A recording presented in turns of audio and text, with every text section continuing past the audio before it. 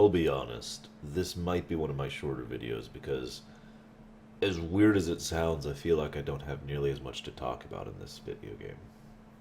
Which is actually rather funny, but, As I mentioned in the assessment, a lot of the positives of this game were the gameplay, and so naturally I have a lot to talk about gameplay-wise, so I think we'll just go ahead and leap right into that, shall we? Before I really get into that, though, I want to talk about one thing I didn't quite like about this game. Someone actually challenged me, is there anything about the gameplay you could say you didn't like? And this is as close as it got. It's not quite something I didn't like, it's more like something that I didn't care for, and that is the fleet minigame. For those of you who've played Assassin's Creed Brotherhood or Assassin's Creed Revelations, you have the general gist of how this works. You send off people to do missions, they bring back rewards. It's a little mini-game thing, it's not really necessary for the plot. The end. The thing is, in both Brotherhood and Revelations, the benefit, the point of that, other than for fun or for 100%ing, was the purpose of leveling up your assassins and getting them to the point where they would be better equipped, better AI, do more damage, that kind of a thing. In this, it's a ship which never upgrades and never changes. The only thing you can do is swap out ships with new ships you capture throughout the main game. So the benefit had to be changed. So in this case, they made two things to benefit. One was cosmetic stuff for your manor. Okay, I'm okay with that. Problem is that stuff is kind of randomly generated. Not all of it is. There's the initial stuff, and then getting the final few bits and pieces of things is randomly generated, which is not the greatest design I've ever seen.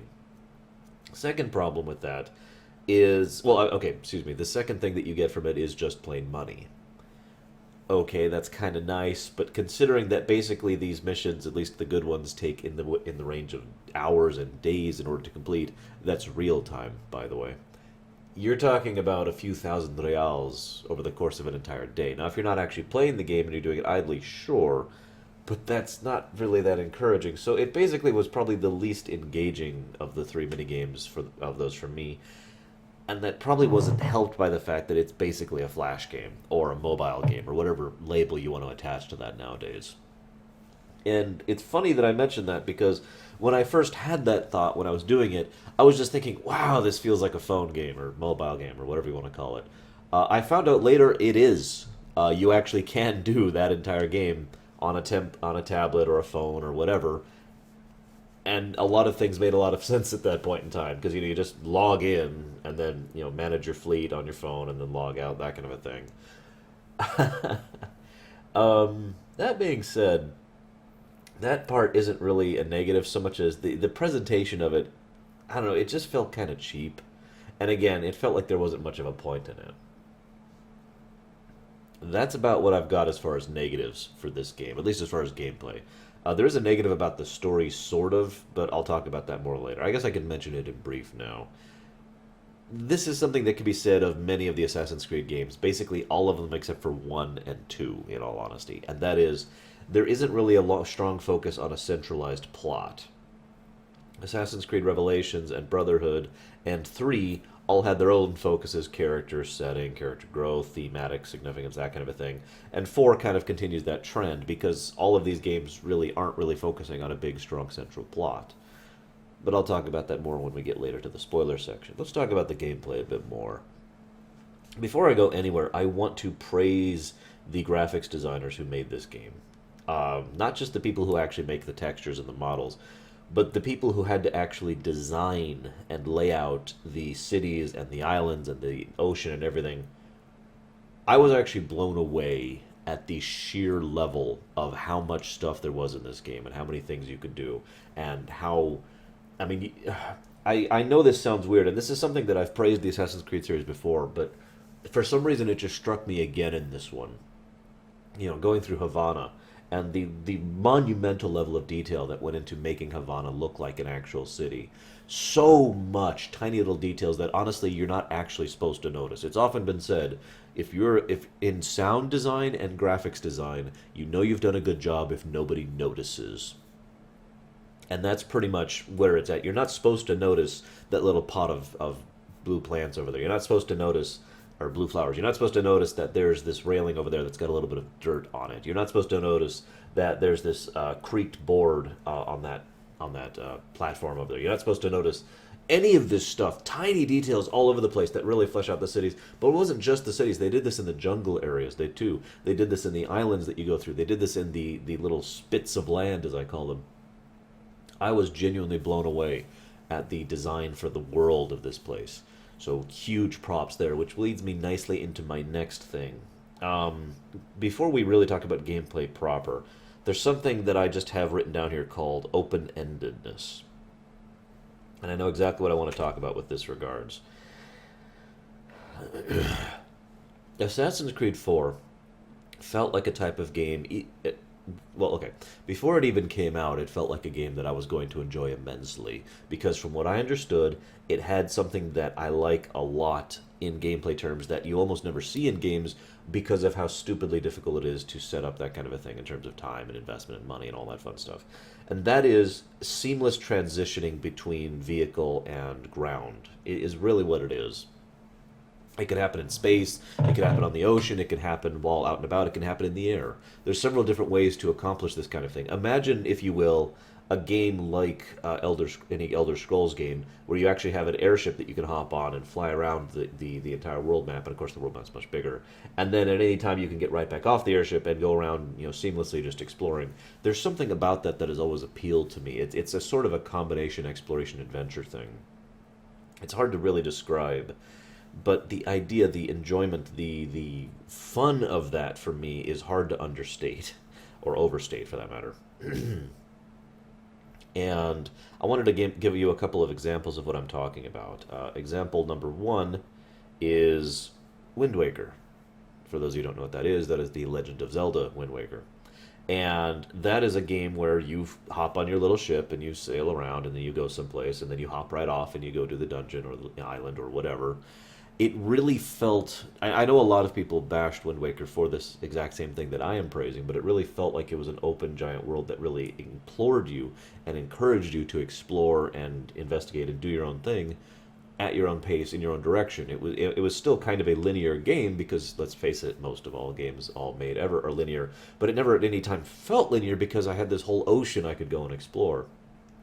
Another good example of this concept would actually be Just Cause 2, which is a game which you can literally run from one end of the entire game to the other, which you can't actually do in Wind Waker. But you can also get a plane, or you can get a bike or a car or whatever. There's so many different means of going around. But the point is, Just Cause 2 felt like this huge world that you could explore.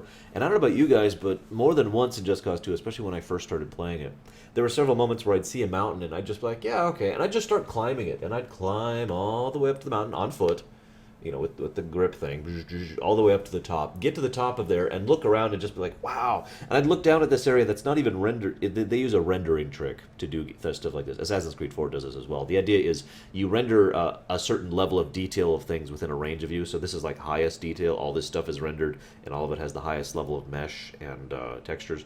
And then you get out to this distance, and you have a layer less than that. Less detail, less texture. Some things just aren't rendered at all. And then you go out to this range and only the bare details are rendered. This trick in graphics is one of the best tricks that exists in order to get across this feeling, because Just Cause 2, to use this as an example, you could basically see from one end of Just Cause 2 to the other. But that's because of that trick. All that stuff you're seeing over there is rendered in such low polygons and such low textures that, if you saw it up close, you'd see how incredibly blurry and terrible it looks, but obviously you can't see it up close because it's several miles that way. So you can see from one end of it to the other, and it really gets across that feeling. And so, I'm standing there on the top of the mountain looking down at stuff that isn't within the close sphere anymore, and I'm just like, wow, I was just down there. I just climbed up this mountain. It was a great feeling. I really enjoyed that. I'm reminded again of Earth and Beyond, the idea of, which was an MMO that was out, which is the idea of, transitioning between, being on your ship and being on the thing. Obviously, this was not a great example of this. My point I'm trying to get across here can be best described by a unique form of freedom. And I want to talk about freedom for a moment here, because there's a difference between... so many games tout around the words open world and freedom of play without really knowing what the hell they're talking about. What I enjoy about the freedom of to play a game in my own manner, like these three games I just mentioned, is it doesn't have to be absolute freedom.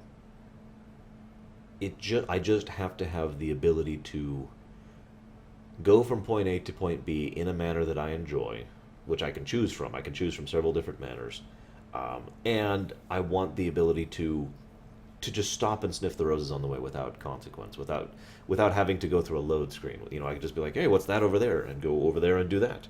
And Assassin's Creed 4, to bring this back, does this incredibly well. I spent so much of my time just enjoying roaming the ocean, picking up collectibles, you know, capturing ships, becoming the pirate king, like I mentioned on the stream, you know, all that fun stuff. Great fun.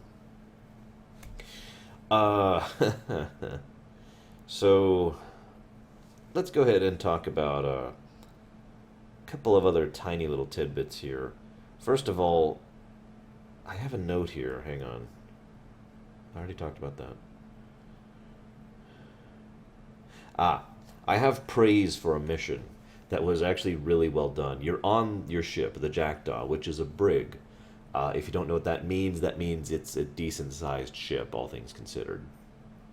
And you're on this brig, and you're sailing through a marsh, which probably has maybe 10-foot clearance below the waters at best. And the whole mission, it was funny because the whole mission really got across something I'll talk about more later when we talk about the characters in the spoiler section. But the whole thing was crazy. Now, as from a game perspective, you're just like, okay, as long as I stay here, I'm fine. But think about that in real life's sake. Think about how insane that is. All it would take is one random tree trunk that happened to be knocked over in the middle of that marsh, and not only is your journey over, but you've probably lost your ship because you're not going to get it out of there.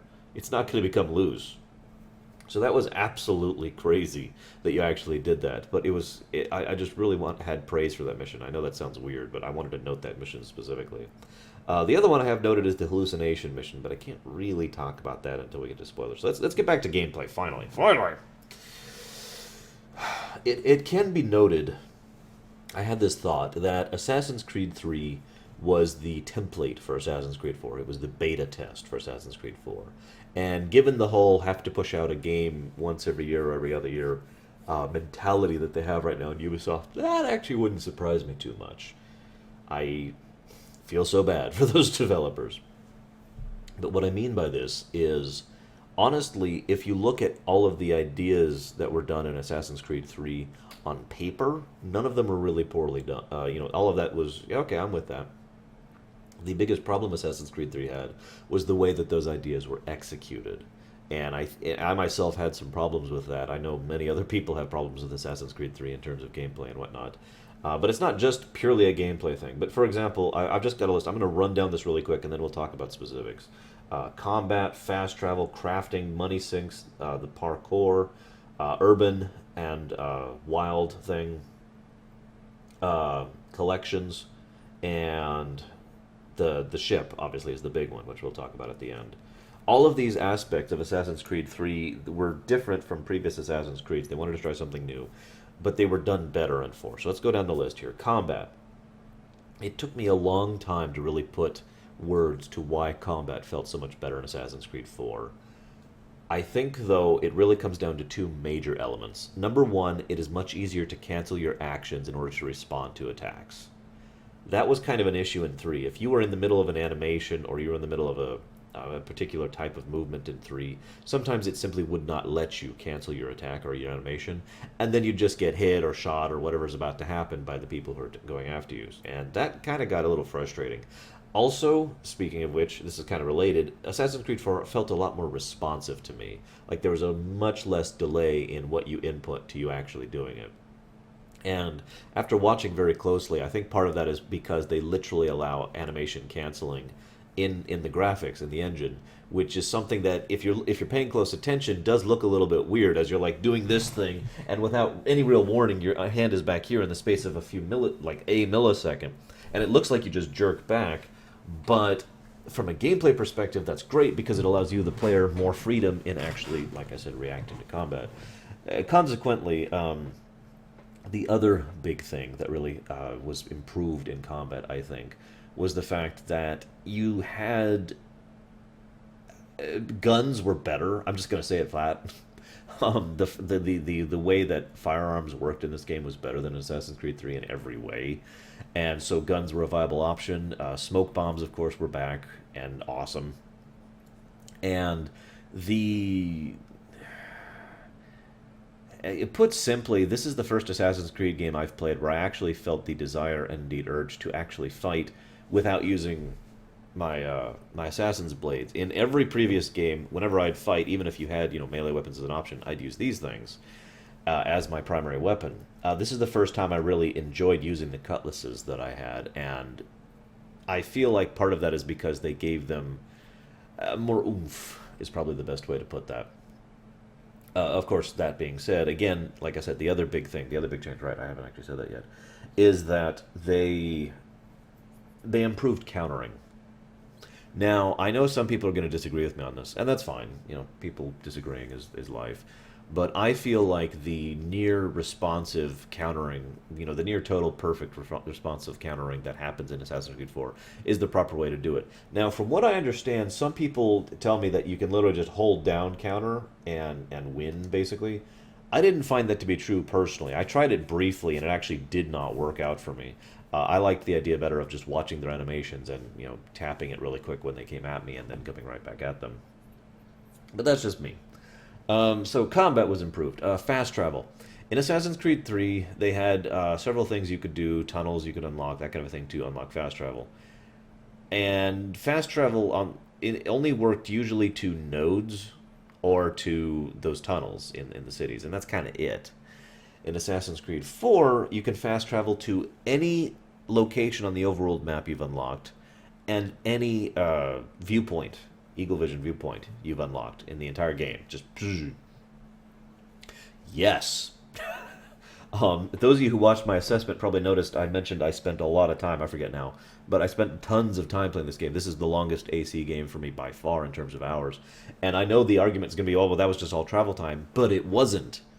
Because fast travel was so vastly improved in this game, you could just zip basically wherever, and the only times you couldn't do that was either in a mission or immediately after a mission, or sometimes when it suited story purposes.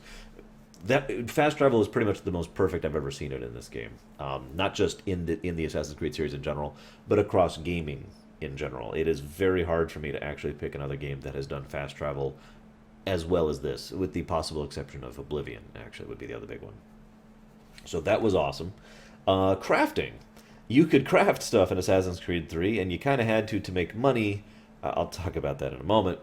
But ultimately, it was frustrating and irritating to do. The interface was not user-friendly, and it all had to be done at the house or with a couple of things you can make on the fly. And it was just kind of a pain, and basically it was the sort of thing I didn't even bother with. In this game, you can craft literally on the fly the moment you have something. And this is important. You can do so. I'm going to segue this into the next point. Just about everything you can craft, with I think one exception, requires 2 of whatever material it requires to make. Right? I guess there's 2 exceptions, because you can make ammunition with just 1 bone. The exception I'm thinking of this is the thing that requires 3 white whale skins. Proud of that. Anyways, point being that you only need 2 of whatever, and that segues nicely into my next point, which is the other thing they improved: hunting. Hunting, I actually enjoyed hunting in Assassin's Creed 3. I did. In Assassin's Creed 4, there's a lot less of the laying traps, checking marks, that kind of a thing. And, but at the same time, it was improved in several ways. Number one, animals basically have the same general AI type as friendly, people who happen to have run like crazy if you're spotted turned on. And of course, there's animals that can be deadly too, but I'm not really discussing that. So it's not too hard or difficult to find a nice perch point, wait for some animals to come by nearby, whistle, get their attention, take them down, etc. It still rewards patience and virtue, but also if you don't feel like it, you can just run up and shoot them in order to take care of that situation. But the other way that they've improved hunting, and this is that segue, is you only need 2 of anything other than the 2 exceptions in order to make stuff, and everything gives you 1 bone. So everything gives you the ability to craft more ammunition, and you only need to hunt a given animal twice, really. In some cases, you need to hunt a given animal 4 times in order to get the 2 for one thing and then the 2 for a later thing. But that was awesome, especially given the next thing that hunting led to, and that would be whaling. Now, I I'm not going to go ahead and say that I loved the whaling aspect of this game because that would not be true, but I didn't mind it, and it was pretty well designed for the exact reason that I just mentioned. You only have to do any given creature in the sea twice.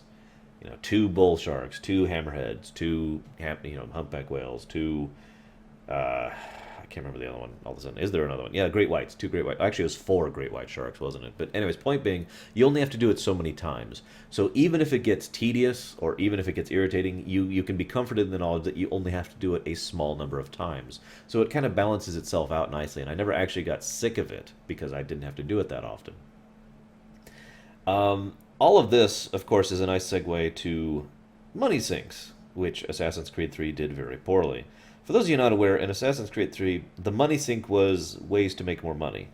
Now you might say, well, what about the ship? Well, yeah, you can upgrade the ship, but the only benefit of upgrading the ship is to make more money, kinda. I mean, you could do those naval missions, but those naval missions exist to help make you more money. And at that point, it's like, well, now what's the money sink? There is no money sink at that point. In Assassin's Creed 4, there's actually two money sinks. There's the classic one, straight out of the older Ezio Assassin's Creeds, and that is buying equipment. The other money sink is, of course, your ship. And unlike in 3, your ship is pretty integral to everything in 4. So, yeah, upgrading your ship has a very real and very definite effect on the way you play the game and how things feel, etc. And it's also worth noting that, and I actually kind of like this, and this is some decent game design. Debatable, but decent nonetheless. It's not just a money sink, it's also a material sink. You can't just have a billion cash and then buy all the upgrades. You have to have metal, you have to have wood, you have to have cloth. You have to go out and pirate. You have to board ships and take their cargo in order to fully upgrade your ship. I kind of like that. It makes it so that it's not just a mundane thing that you can just fling money at from gathering all the chests or, becoming a robber baron after, from all the a trade baron, excuse me, from the minigame. So, good stuff overall. Next point is, of course, the parkour. Now, I mentioned my problems with this, and honestly, I could tell you why it happened. I can. The way the parkour has always worked in the Assassin's Creed series, most notably from 2 and onwards, is imagine if the entire game world is covered in a mesh, right? And certain parts of that mesh are climbable, and certain are not. And so when you're holding down that high profile button, or whatever they actually call it, it's shift on the computer. When you're holding down shift and you go towards one of those high things, it automatically context sensitive knows that you're going to want to climb up onto that mesh. And so you climb up onto these meshes, and when you're in a place like, oh, I don't know, Renaissance Italy, it's pretty easy to set that up so that all of these buildings are meshy and on this side and this area and that kind of a thing. When you go back to what Assassin's Creed 3 was trying to do, and this is also going to be a bit of a segue here, you have so much of the wilds, the forest, the frontier, and I know they were going for that frontier in the wilds feel of things, but there's no denying that a lot of those meshes were kind of broken, and in a lot of cases it was really hard to tell what was climbable and what wasn't because the two actually used the same graphics. And in other words, so to get this thing, you've got two rock faces. Both of them look the same, but only one of them actually has the mesh that's climbable. So you can actually only climb up over here. Same problem with the trees. A lot of collision problems and a lot of detection problems with trying to figure out what you're trying to do on a tree. When it's like, I want to jump to that branch, and Connor's just hanging there like, I don't know what to do. None of those problems were in 4. All the time I was going through the jungle or I was roaming, the islands or whatnot. Never had a problem, getting Edward to jump where I wanted him to, climb where I wanted him to. It's obvious that they had polished that down significantly. Of course, this, as I mentioned, this leads into my segue. One of the other things that Assassin's Creed 3 did was try to have a feel, an almost graphically thematic feel of there's urban and then there's the wilds, the frontier. You had the cities and then you had little townships and then you had tons and tons of open fields.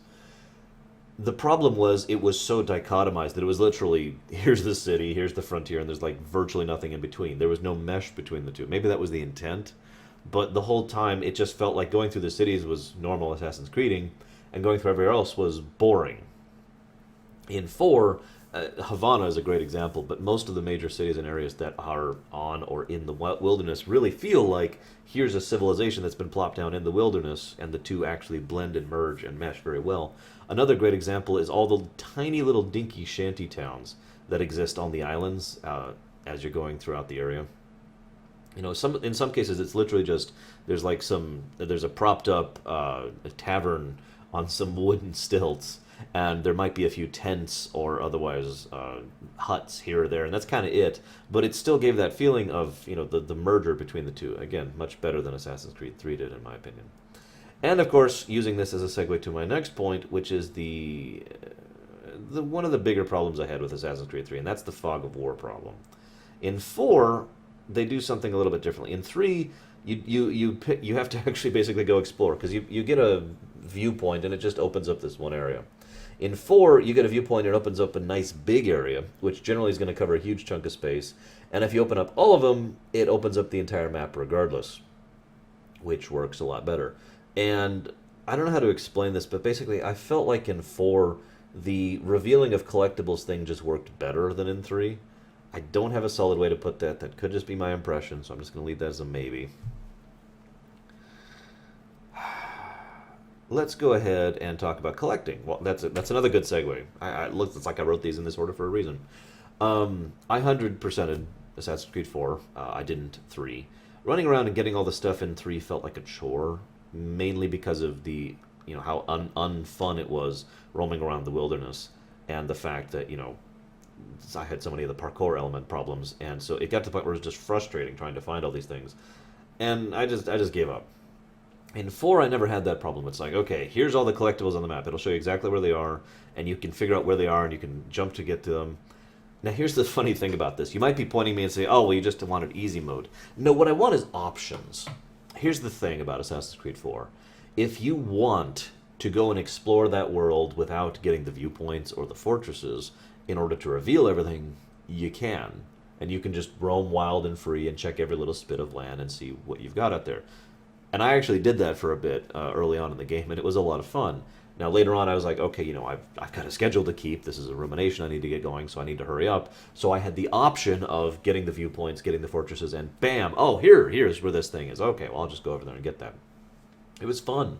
I liked it. I liked collecting stuff again in this game.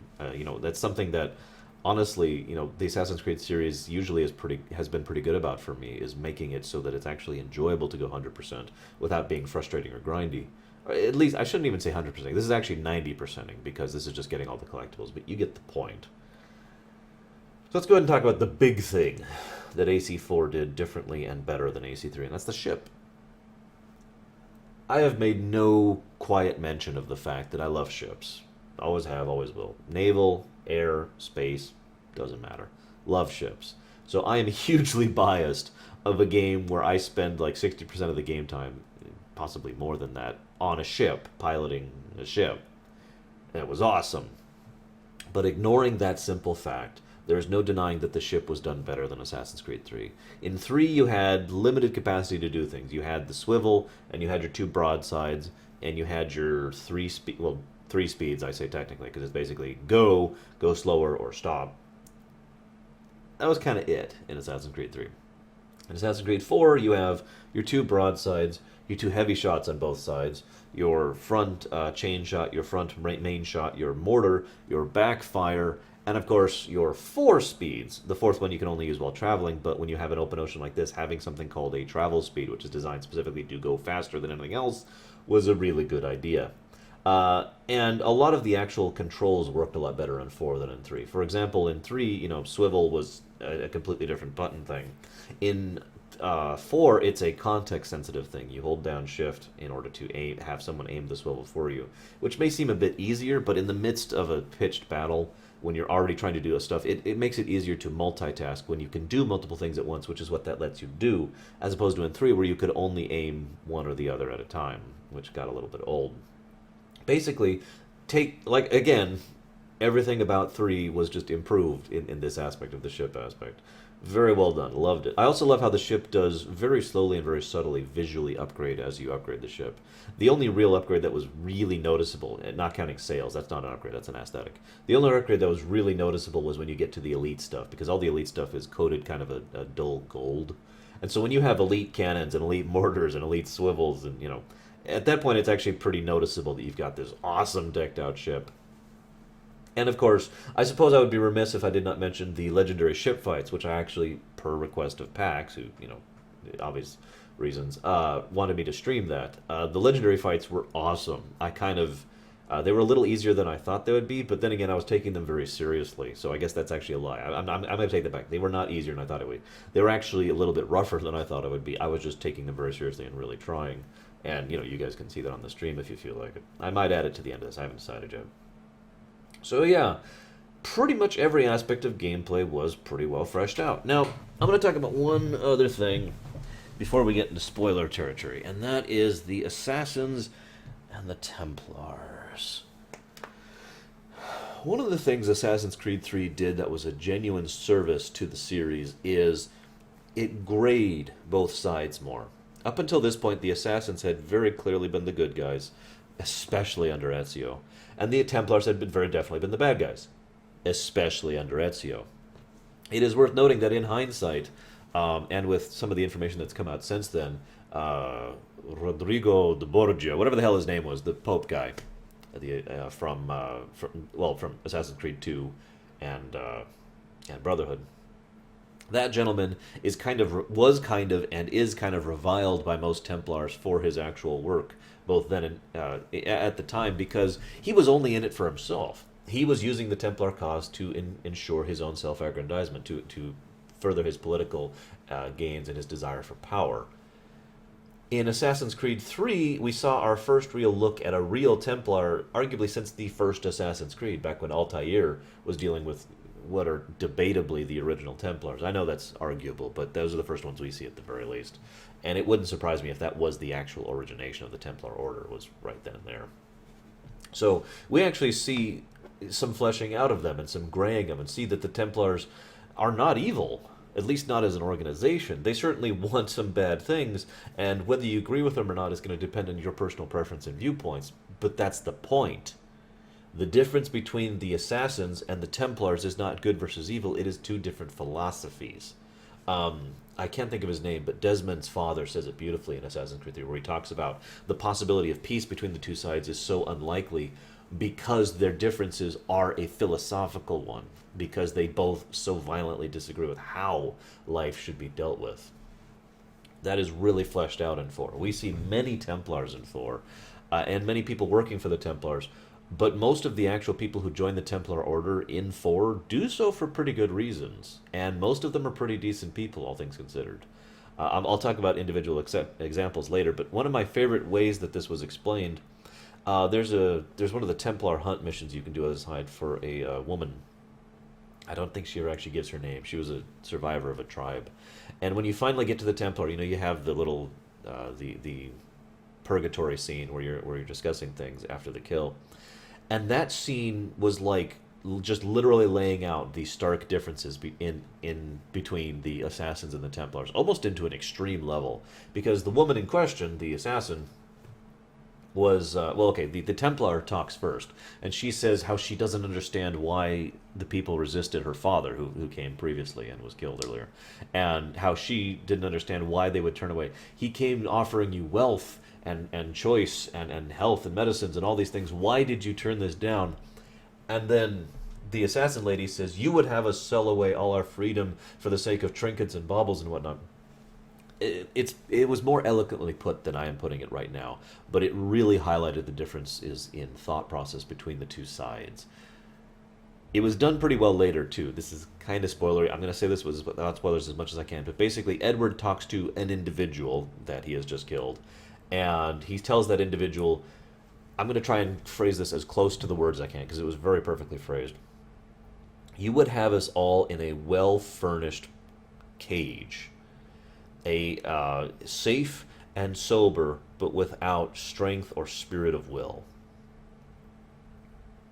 I'm probably misquoting that a little bit. I do apologize.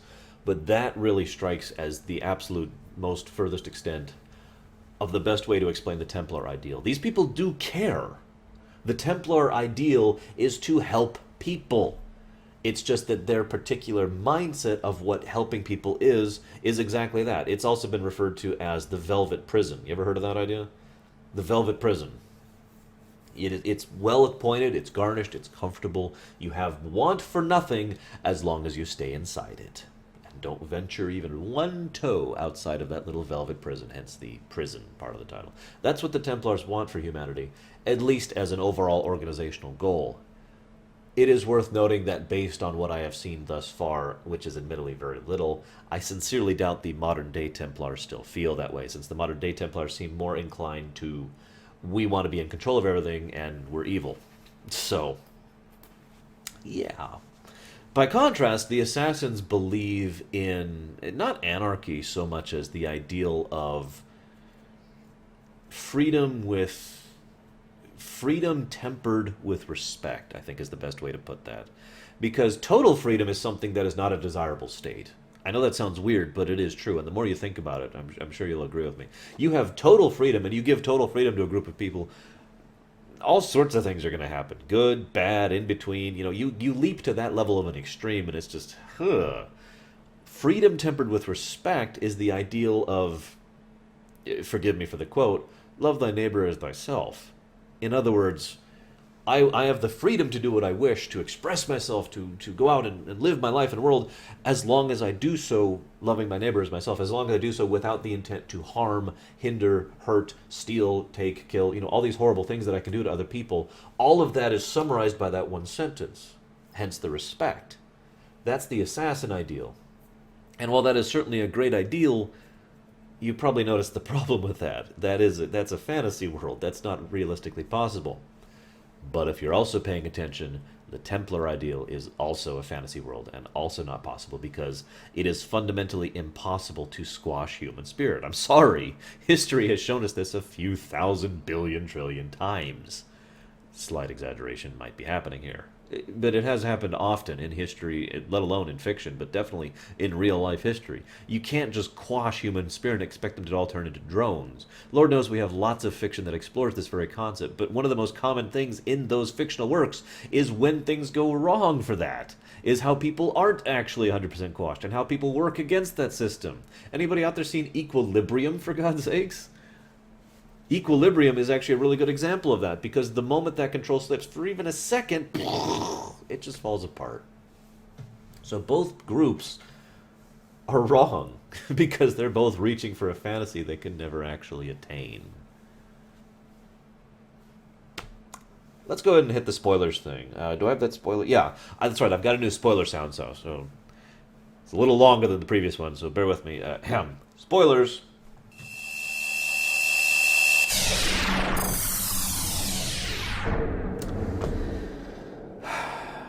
Let's talk about the characters in this movie, wow. No, this was definitely a game. I mentioned earlier that plot is one of the weakest points of Assassin's Creed 4, and that's because the plot of Assassin's Creed 4 is the life journey of Edward Kenway. The whole thing about the observatory, the advancement of the modern-day plot, which I guess I'll talk about in a moment here, all of that was effectively secondary. All of those were pieces of his story. Now, I think that's interesting because it in many ways parrots something that happened back in Assassin's Creed Revelations. Revelations didn't have a very strong plot. It was mostly about tying things up, and it was about character examination of Altair and Ezio, really examining the two characters and being the story of their tale, exactly what happened to them in their days and their lives. And, God, that final scene, when Ezio finds Altair's corpse. And, you see the memory of Altair sitting on the chair, and then the camera pans. Oh, God. Anyways, I'm getting off topic. That is pretty much what we've got here. This is Edward Kenway's story. Now, the modern-day plot is, believe it or not, actually advanced in this game. But they do make one big mistake. It has been mentioned before, by me even, that maybe they should just drop the modern-day aspect of Assassin's Creed. Thing is, the modern-day story could have effectively ended with Assassin's Creed 3. Remove the Juno plot from things. Remove, her manipulations and her machinations.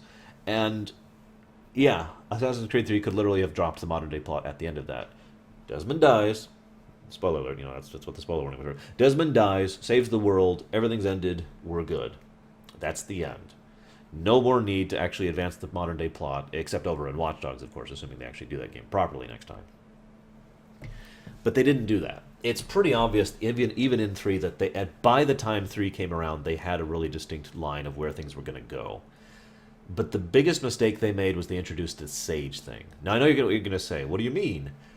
The problem here is that all of a sudden, there's this thing called a sage, which both the Templars and the Assassins know about, and know about well enough to recognize this kind of guy on sight. In other words, this is not an uncommonality within both groups. And the sage and his connection to the observatory is just automatically assumed to be known by everyone. Thing is, that's totally alien to the player because this is the first time the sage has ever been mentioned. You want to do something like that, you leave hints. Not big hints, subtle hints, but you leave hints so that when the sage is mentioned, the response is something along the lines of, oh, that's what that was, instead of, what the hell's a sage? That complaint aside, they did tease this a little bit in Assassin's Creed 3 where Juno was talking about Aida, or whatever the hell his name is, I don't know how it's pronounced. And obviously that leads pretty directly into what happens here in 4. I do have to question how our good man managed to get a job at Abstergo when they probably know full well what his face looks like, and his face never changes across his reincarnations. Here's a question for you guys, because this is not answered in the game.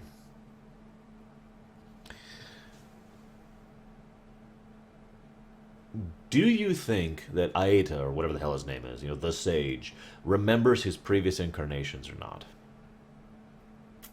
Based on what we saw, I don't actually think he does. And there's another reason, which I'll go into in a second. It seems, for all intents and purposes, that Aida remembers his life as Aida, the first one, and that's it. Now, he is also probably aware of the fact that there have been previous hymns, but that's it. Oh my god. Okay, I need to pause. Hang on.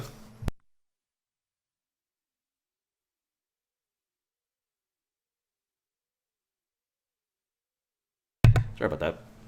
So I don't think he actually had memories of that, and that would fit well with what we understand of how this works.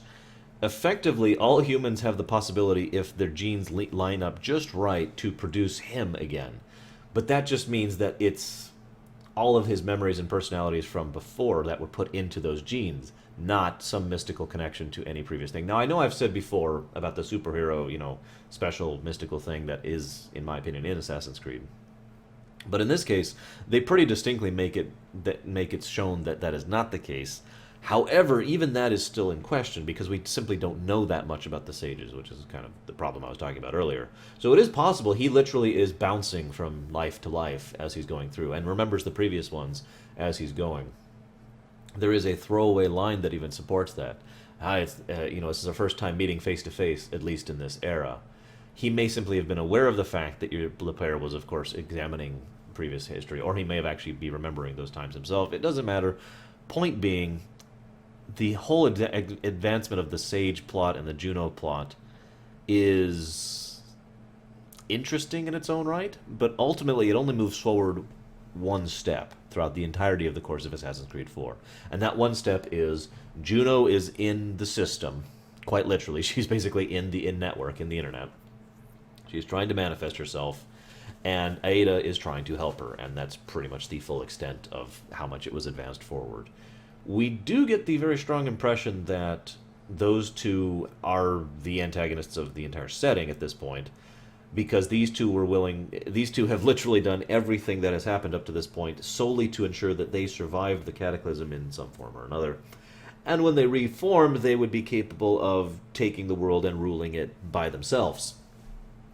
It is also worth noting, based both on Juno and Aida's comments, that they definitely have a very, very strong delusional god complex going on, and both of them probably would make a complete mess of the world in the process. Especially given the total lack of interest they have in human life, but I'm getting off topic there. The other thing I want to mention here, though, is one of the things they did uniquely with this game was they did not make a main character. There's been some rumors going around for a while that Desmond was originally going to be exactly like this. A main character, a Link character. For those who don't know what that means, in other words, a nameless, effectively nameless, non-voiced protagonist who could be male or female or whatever. It doesn't matter because they're the player. They're literally an avatar of the player as you're playing, as opposed to an actual character you're playing as. And the idea there being that you were always supposed to be like that. Now, obviously, they took that in a pretty different direction since Desmond has a fairly large amount of backstory to him, and God knows they tried to characterize him. But early on, he was so bland and so uninteresting, and was basically just some guy who was an assassin, or at least he used to be. You could see where they were going with that, and it's actually not a surprise to me that in the more recent games they have made the protagonist just some nameless dude, or dudette, as the case may be. Makes me wonder what we'll see in Assassin's Creed Unity, but I'm getting off topic. I'll talk about our good friend the Sage later in more detail. I do also want to mention it's a bit of a shame that Sean and Rebecca were basically reduced to cameos. It was nice that they got more fleshing out in the Initiate series, but it would have been interesting to see them actually do something in the game, rather than just being like, hi, and bye. You know, that was pretty much the full extent of it. While I'm on the topic, I did like all of the hacking minigames except the Frogger one. I liked the sphere, and I liked the frequency thing, but the Frogger minigame was literally just Frogger, and I don't like Frogger, sorry. Let's talk about Adewale, which I may be pronouncing wrong, and if that's so, I suck. But Ade is awesome. I don't know if I'd call him my favorite character in the game, but he is definitely in the running for it. And it's kind of hard to explain why, ultimately. He is a former slave who joins up with you after you and he assist each other in escaping from a Spanish treasure fleet, and then basically becomes your first officer, your quartermaster. And then he's just awesome for forever, because he's I'll talk about more why this is significant later, but he's got a unique perspective. I'd say he's more down-to-earth than Edward, but that's not saying much. Just about everyone is more down-to-earth than Edward. The point is, he is a bit of, I'm going to use the word wisdom. He seems to have a fairly large amount of experience at his back, even at his relatively young age. And this is especially true in Freedom's Cry, but that's getting ahead of myself. And his approach and his style of things is always much more simple, but yet very well presented. You know, we need to do this, or this is what's right, or this is what's wrong, but it's not black and white. He never actually goes to the point of an extremism. He obviously is willing to bend and break and do whatever he has to, but only within limits and reasons. So, reason, that's actually a great word. I'm going to call him the voice of reason.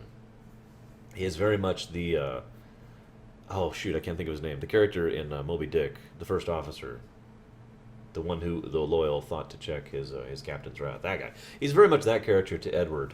And while Edward is not quite a villain, it's a very suitable thing, and I think Edward's story would have gone much worse if not for Adewale's presence. Of course, I cannot talk about him without talking about Freedom Cry, which I highly recommend you play, or at least watch, if you're going to do this. But definitely play, because playing as Ade was awesome. Props to them for making him feel different, gameplay-wise. His main weapon is a... I want to say a scimitar, but that's not actually correct. It's a machete. Big old machete. Does tons of damage and just rips through stuff. It actually can break block in some cases, if you do it right. And his other weapon, his ranged weapon, is a freaking blunderbuss. For those of you who don't really know the significance of that in this particular era, I submit to you the following. This is my boomstick. Yeah, it's basically a short-range shotgun. And you can literally take down 5 guys with one shot if you aim it properly. And he's also a big guy. And so between his size, his girth, his combat style, and his gun, it literally felt like you were playing just this big, brute monster. You know, he was a beast. He was awesome in combat. It was great. I mentioned before, Altair felt like, a very precise kind of person. Ezio felt like a brawler. Connor, we'll talk about Connor sometime. That isn't now. But Edward always felt like Edward was very... he's kind of a wrestler, actually, is kind of his style. Lots of using the terrain around him and lots of mobility kind of a thing. But then we lead our way to our good friend Adewale. And Adewale, of all those people, he feels like just a truck or a tank or something. He is just advancing, destroying whatever happens to be in his path. Very Juggernaut kind of a feel. It was awesome. And the way his character arc goes was very understandable given what happened with that. But anyways, moving along. Let's talk about James Kidd. Let's talk about Mary. My very first thought when I saw Mary, a.k.a. James, was, wow, they got a female voice actress to voice her. And my actual first thought was that she was a her. And then they start talking about, and there's actually a line which is specifically James Kidd, son of whatever his name was, and do blah blah blah blah blah blah blah blah blah, and that was yeah, that was pretty much full on. Oh, so it's a girl voicing a young male. Okay, that's not exactly uncommon. I've seen that happen before. So sure, and then of course she actually was a she, and I'm just like, really. Mary was an interesting character because they went out of their way to not show more of her. They just show you bits and tidbits to highlight the fact that there is more of a character behind that. One of the best examples of that is the fact that she obviously had feelings for and slept with a man who is never even named, who was the one who helped fight off the crew and, of course, died in the process when they were actually taken. Tiny little tidbits. There's a bunch like that throughout the game. I just remember that most clearly because it was the most recent, because I just beat the game like an hour or so ago. And lots of fleshing out of her in the way that she wasn't actually fleshed out, to give you the feeling that she's a more in-depth character.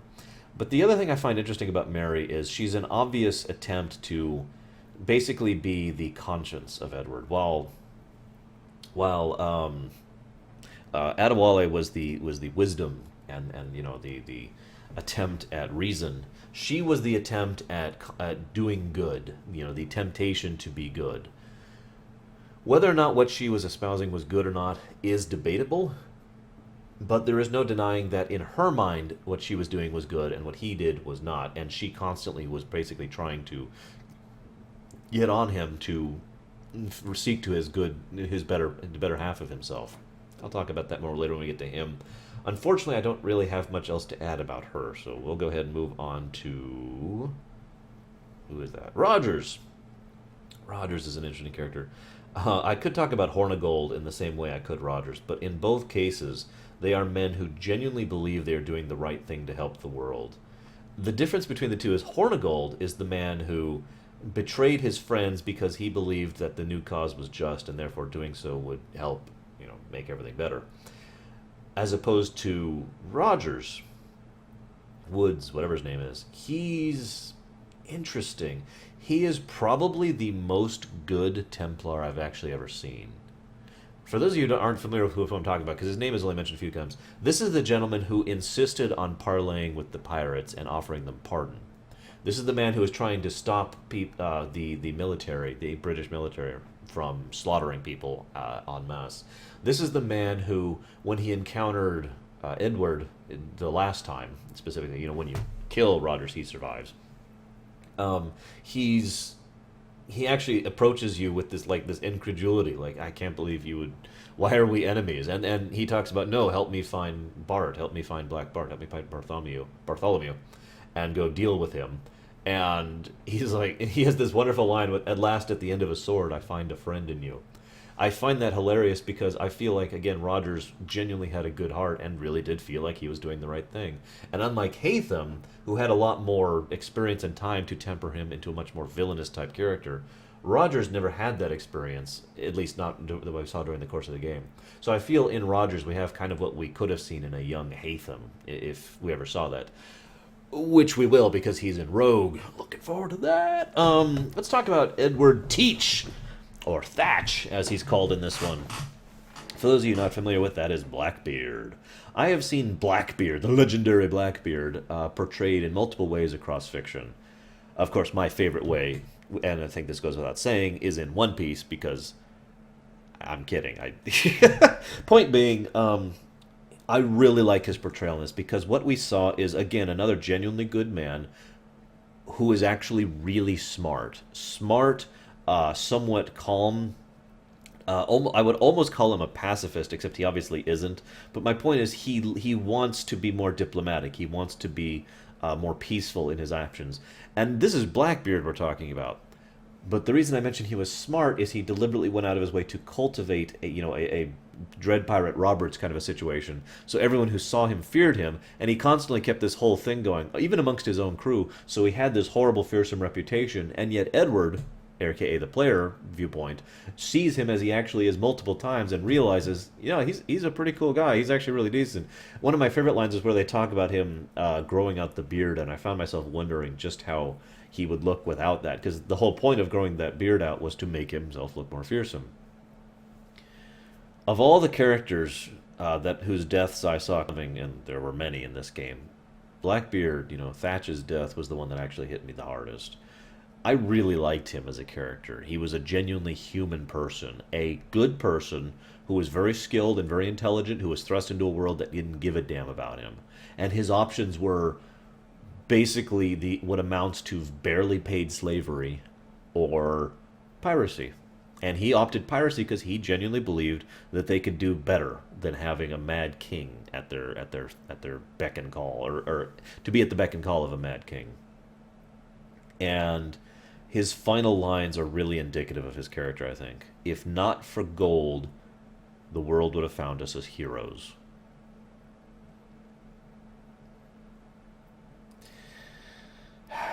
Speaking of interesting characters, let's talk about Torres, the arguably main villain. Well, okay, no, he's not actually the main villain, but he's definitely one of the bigger villains. He's the Grand Templar Master. I find him interesting because, again, similar to Hatham, he was definitely a villain, but he's also someone who really genuinely believes in the Templar cause, to help people. And as I mentioned earlier, that line about the Velvet Prison, that line about the well-furnished prison, was actually mentioned to Torres by Edward. He's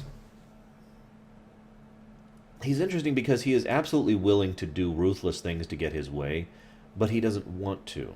And he's interesting because, despite being a Templar, he, along with several Templars, I might add, very much disagree with the concept of slavery. Now, I found that interesting in its own right, but I actually fully agree with the thought process because, again, slavery is the enslavement of an individual to their detriment, against their will, to force them to do whatever it is you want them to do, right? What the Templars wanted was to arguably enslave all of humanity, but that's not really true, not by that definition of enslavement. They did want to do it against people's will, but they did not want to do it to people's detriment. That is a huge difference. Remember, especially at this point in history, slaves were treated like objects. The Templars never thought of people as objects or things that could be spent like currency. They thought of people as, well, the true Templar ideal, I should say. Taurus specifically thought of people as people. He wants to take care of, to help, to aid, to protect. As long as everything follows this set rule and this set order and ideology, things will be good. And I just found that an interesting reveal about his character. He's also surprisingly well-spoken and very calm for a man who wields the level of power and influence that he does. But let's talk about the game's real villain, the Sage, Ida, or Bartholomew Roberts, if you prefer. One of the reasons I postulate that he doesn't remember his previous lives is the way Roberts acts, specifically. Roberts makes a very, and I'm going to say Roberts specifically as opposed to the Sages as a whole, although this does kind of apply in both cases. Roberts makes a very interesting type of villain because he's kind of a Joker type character. And what I mean by that is one of the defining elements of the Joker, at least as I tend to interpret him, because there's like 50 interpretations of the Joker, is that he doesn't care. He is not afraid. He is not afraid to die at all, right? Roberts does not care if he dies. If he dies, he just goes back to, his next life or whatever's going to happen after. After all, this life does not matter. If he can't bring Juno out with the life he's in right now, his life right now doesn't matter at all. It's just another piece of currency to be spent. And he actively looks at other people as less than tools. He looks at them as objects, as dirt, as clanless or casteless, or whatever term you want to use to describe the lowest of the low. A cattle kind of thing. Except not even that, because you would take care of cattle. He doesn't give a damn about people. He actively despises people, thinks of them as little more, at absolute best, that people's only purpose is to do whatever he tells them to do. And as soon as they stop, they're done doing whatever he tells them to do, they're gone, because that's their only purpose in existing. The other reason that's interesting, though, is he's obviously really mentally unstable. This is seen in all three of the presentations of the Sage we see. The one in the letters, Roberts, and John in the present day. I think that this is a byproduct of what happened with how they decided to make this artificial reincarnation happen. Whether he remembers his previous lives or not, this is undebatable. he is very mentally and emotionally unstable in all of his presentations. I say crazy specifically, but ultimately I am misspeaking because really the word I want to use here is he is insane. His mental faculties do not work properly. And I'm not talking about, his, people in there, oh, speak sense, man. No, he's not mad. He is insane. He literally is trying to try and make it work between his existing life as a human and his memories from growing up as a human and all the memories of him being Aida, 80,000 years ago. Just roll my eyes at that. And so there's a lot of contrast and there's a lot of problem between that attempted merging, which is just failing miserably. And obviously, over the course of the two lives we see, he does get to a point where no, all three of his lives, he gets to a point where we see him basically the Aida personality completely subsuming the other one. But by that point, the procedure has been so long and costly that he comes out and he's basically crazed, which is why I used that term originally. So we have someone who's crazy, doesn't care about people, is very intelligent, and knows things that human beings shouldn't know. Yeah, he was definitely a risk and an interesting villain. It was interesting to me that his final request as Roberts was, don't let the Templars get my body. Makes sense, to be totally honest with you. And I found it interesting that Edward agreed to it. So I'm almost done talking, believe it or not. Like I said, this is a very character-focused thing. I want to mention one other thing before I get to my final point here. It was easy for me to express what the theme was of many of the previous Assassin's Creed games. I could pretty much go down all the list from 1 to 3 and say, this is the theme, this is the theme, this is the theme. When I got to 4, I found myself having a hard time figuring out what the theme of 4 was, because it was so character-focused and so character-driven, based solely around Edward and all the lives connected to and attached to him, that I found myself wondering, well, was there a theme? Because it's possible there isn't. There isn't always necessarily a theme to a work. But after some really strong consideration, I think that there is actually a theme to Assassin's Creed 4. The theme of consequence. Assassin's Creed 4 shows us what it's like to act without regards to consequence. In the Pirates, in some of the Pirates, in Roberts, and in the guy's name I suddenly can't think of, but whatever. It shows us what it's like to act where all you care about is the consequences, and so you grow controlling and constraining. It shows us what it's like to try and atone for consequences. It shows us what it's like to try and just escape consequences. The entire idea of the whole storyline revolves around this idea, thematically, of the results of what it is you do and have done. It actually kind of reminds me of Red Dead Redemption in that way, because the idea that always remains true for all of these characters is none of them actually escape the effects of what they've done, their consequences. But let's talk about my final point, and then I'll stop boring you. And that is Edward Kenway. First thing I want to say isn't fully related to his character, but I want to stress this. I have postulated before that the special individuals, Desmond Miles' bloodline, to put it into such terms, are actually superhuman. That they are literally, thanks to the way that they were built and bred all the way back to Altair and, before him, that they are literally superhuman. They have aspects of, either the first civilization in them or some innate increase in knowledge, inside of a Spider-Man type thing with the reflexes and the spider sense, that kind of thing. Regardless of how you put it, though, I've had this feeling pretty much since Assassin's Creed 2 at the very earliest. And definitely since Revelations, which really hammered it home. But in 4, I'm absolutely convinced of that at this point. Edward Kenway, a sailor with no combat or parkour experience to speak of, manages to pull off feats that it took Ezio, who was, Ezio wasn't that well trained. But the point is, he pulls off really good feats, is what I'm trying to say. He pulls off lots of amazing feats of parkour, agility, strength, speed, endurance. He survives tons of stuff. He pulls off all this stuff with literally not even a day of training. And to be a little bit blunt, he's actually never trained the whole game. He doesn't even really join the assassins, ever. He does work with them a few times, and then he works with them towards the end, a little more officially. But that's it. It really makes a lot of sense to me that he would have that innate knowledge and skill built into him and his bloodline as a result of that tinkering that was done forever ago to make the humans, sentient and capable. Uh, and that explains it basically, rather than him just him just being innately skilled and kind of hand waving it away as he has the sense or whatever. So I feel very strongly about that now. You could call it magic, you could call it superhumanism, you could call it him being a conduit or a cape. Whatever term you use doesn't matter. It's the same basic idea. When I was watching this game, my first thought was that Edward was. I'm not going to say any of the words I'm thinking of. Nothing kind.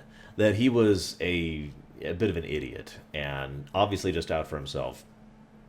But I found over time, and especially, he really does have a very slow character growth thing. And it really. What happens is, over time, his conscience did start to get to him, and his idea of morality did start to get to him. But the interesting thing is, as with all human beings, you don't really react the same way to stimuli. It's not how that works. Rather, he reacted in kind of the opposite way. What I mean by this is, up until the moment where he's captured by Roberts and thrown in prison, and then, he is rescued, he is actually going down a dark path. Edward Kenway is basically getting worse and worse and being more inclined towards, bypassing morality, accepting losses as a result of, whatever need, the ends justify the means kind of a mentality, and caring less and less about those around him as he strives directly towards whatever his goal is, reaching the point of almost obsession by the end of that particular arc, as he wants to get this observatory, not even knowing what it does. And as he was going down this dark path, it reminded me of exactly what should have been done with Anakin Skywalker. I know that sounds weird, but the point is, Edward Kenway spent pretty much an entire game slowly turning to the dark side. Very slowly, very gradually, getting worse and worse and accepting worse and worse things. Honestly, he probably would have gotten a lot worse a lot earlier if not for the combined presence of Adewale and Mary trying to rein him back in and keep it to the point where he wasn't, yeah. Was it Anakin Skywalkering, basically. And when you're on that kind of a path, it's not really surprising. I've heard a couple of people complain that his sudden turn at the end to being a decent person was poorly written, but I actually disagree, because when you're on a dark path like that, it takes something violent and sudden to change your mind, and when it does so, appropriately, it does so suddenly and violently. It is not hard to have a change of heart that is that violent and strong when something that impacting hits you. And it's also worth noting that Mary's death basically slapped him in the face. Spoiler alert. But in slapping him in the face, what it really did was made him pause and think. He says it best to Adewale about how he's, he looks back on the path he's trod, and none of the people he loves, none of the men and women he loves are at his side anymore. If he was still going for the observatory, if he was still on that same path, if he hadn't had that pause moment, he wouldn't be thinking about that. But he is the kind of person who would think that way anyways if given a moment's chance to do so. It's not hard as a human being to be emotionally and mentally too invested into something to the point where you will start to ignore external stimuli. That's why shock moments, pause moments are so powerful and important like that in real life as well as fiction. Thus, what we have in Edward Kenway is actually a mirror inverse of Jack Sparrow. For those of you who don't know the story, Jack Sparrow was a good man who was an honest sailor and cared about people and genuinely liked to help, and he found out one day that the cargo he was carrying were slaves. And that wasn't cool with him. So he set those slaves free. And for that horrible act of freeing those slaves, he was branded a pirate, and he was nearly killed and lost his ship. Jack Sparrow was a good man who was forced by the world to become a pirate. Kind of like Blackbeard, actually, if you think about it. Edward Kenway was a pirate who was forced to become a good man. And I do still feel that kernel of goodness was in Kenway from the beginning, just like it was in Jack. And indeed, the kernel of piracy was probably in Jack from the beginning, that desire of freedom and all that fun stuff. But I find it to be an interesting journey for a character to endure like that. One final note before I sign off here, though, about Edward Kenway and his particular path that he went through. Edward Kenway was almost to the point where I would call him mentally ill with regards to how delusional he was. He was really delusional, almost to the point of raving. And he had some genuinely serious issues with regards to his fixation and obsession problems, too. Arguably, that was even true afterwards, and it wasn't until he finally settled down to become a family man that that probably went away. And I say probably because we don't know all of what happened off camera after he did that, and of course gave birth to Hatham. I wonder where Hatham gets it from. Anyways, I find that usage of personality trait interesting because Connor was reluctant and rebellious and young. Ezio was everything. He had a whole life, so I'm not even going to summarize him. Altair was someone who was confident, borderline arrogance, and actually was arrogant until he was slapped down, and that arrogance was then rebuilt into just plain confidence. You know, the wise leader kind of a thing. But in Edward, we have someone who was his most defining trait was he was delusional.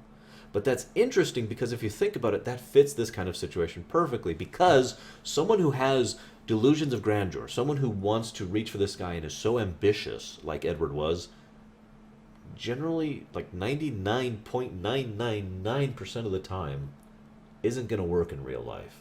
In a mundane, normal reality, like this one, someone like that is just going to be chewed up and spit out, or is never going to accomplish anything, or they're going to slowly destroy themselves from the inside as depression takes hold because they can't accomplish those things they want to. In a world like Assassin's Creed, where there's these ancient civilizations and near mystical powers, and this ancient conspiracy that reaches back millennia, or at least we theorize millennia, centuries at least, of the Templars versus the Assassins, that kind of a person can thrive. And that's exactly what happened with Edward. He readily accepted so many aspects of what this whole thing was with the Templars, with the Assassins, with the observatory, because he was so delusional, because he had that problem upstairs, and he was so ambitious he was willing to sidestep common sense. And again, that's kind of interesting in its own right, because in a fictional world, that works great. When there actually is, you know, a hidden layer to life that is beyond the mundane, those kind of people tend to rise to that kind of occasion. Just some interesting food for that. I got nothing else to add. Great game. Loved it. Loved the hell out of it. I'll see you next time.